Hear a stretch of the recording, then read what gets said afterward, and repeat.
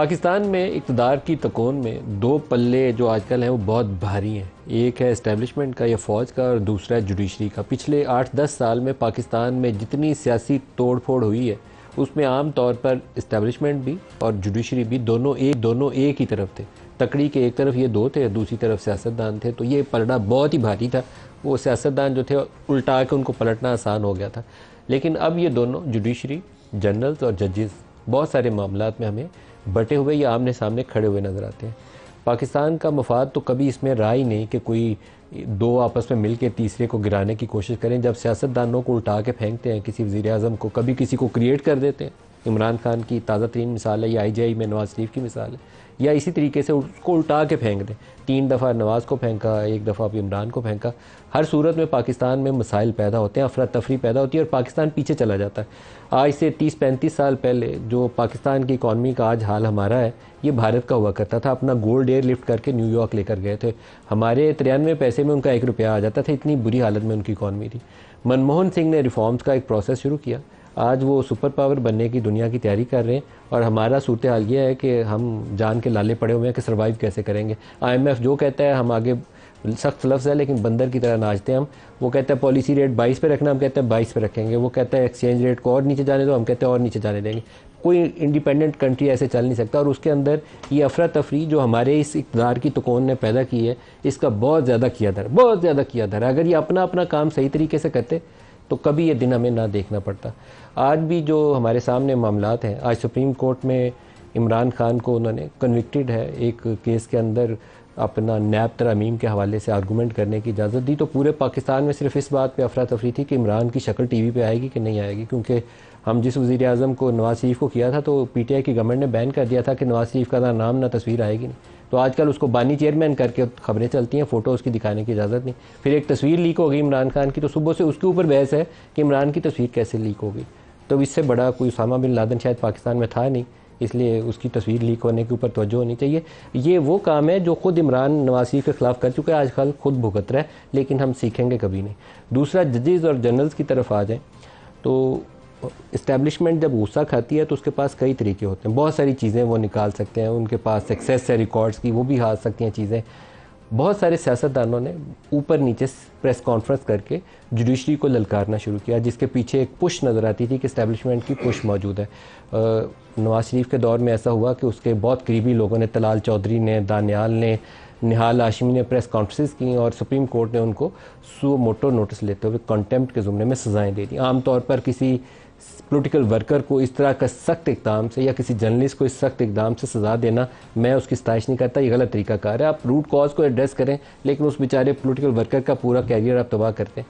لیکن ابھی جو پریس کانفرنس ہوئی ہیں اس کے اوپر قاضی فائز عیسیٰ نے ایک سو موٹو لے لیا، اور کنٹمپٹ پروسیڈنگ میں فیصل واڈا صاحب کل سپریم کورٹ کے سامنے کھڑے ہوں گے. اسی طرح کا کیس شاید اسلام آباد ہائی کورٹ میں اس میں کچھ جرنلسٹوں کی بھی پیشی لگی ہوئی ہے. تو کچھ میں آپ کو اسٹیٹمنٹ سنواتا ہوں جو کچھ جرنلسٹوں نے دیے، وہ کچھ سیاستدانوں نے دیے، پھر آگے چل کے آپ کو اسلام آباد ہائی کورٹ کا بھی حوالہ سناؤں گا کہ وہ اس سے زیادہ بری صورتحال میں. دکھائیے گا. سچویشن چل رہی ہے جس کے تحت بار بار انٹیلیجنس اداروں کا نام لیا جا رہا ہے. اب آپ کو ثبوت ترازو میں شواہد دینے پڑیں گے. سیاستدان کو آپ دوسری سٹیزن شپ نہ رکھنے پہ الاؤ نہیں کرتے کہ آپ سیاست کریں، تو پھر جج دوہری شہریت کے ساتھ کیسے بیٹھے ہوئے؟ پگڑیاں اچھالی میری.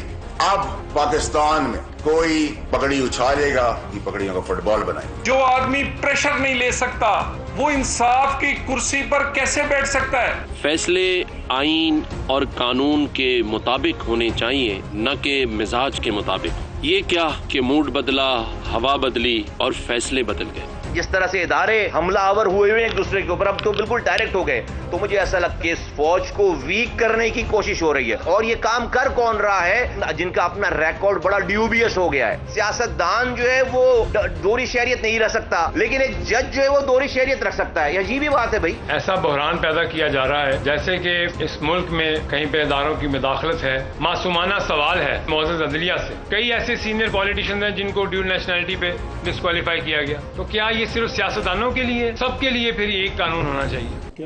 سر یہ تو ایک حصہ ہے بیانات کا جو میں نے آپ کو سنوایا، لیکن معاملہ کو اور ذرا کھلا کر کے دیکھیں تو ہائی کورٹ تقریباً ساری ختم چکی ہیں، لیکن اس کی ابتدا اسلام آباد ہائی کورٹ کے 6 ججز کے خط سے ہوئی تھی. تو وہ ججز بھی زیر عتاب ہیں.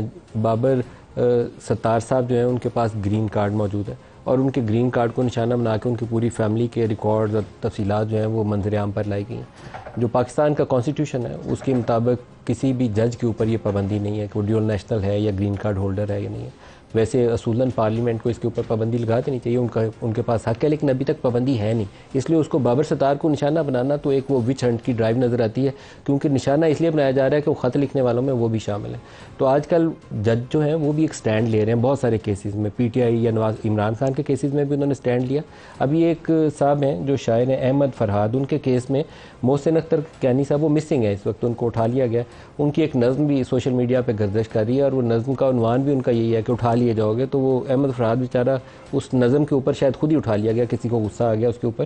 تو محسن اختر کیانی صاحب نے کہا کہ وہی لوگ مسنگ ہیں جو زیادہ بات کرتے ہیں.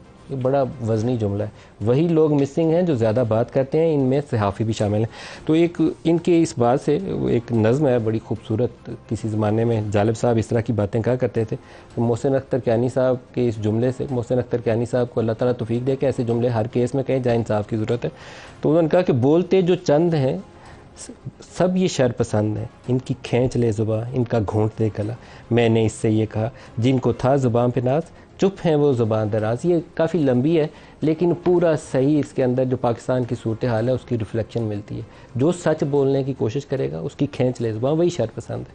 تو ہمیں اس سوچ سے آگے نکلنا پڑے گا. یہ جو سچ بولنے والے شر پسند ہیں یہ پاکستان کی مضبوطی کا سبب ہے، پاکستان کو کمزور کرنے کا سبب نہیں.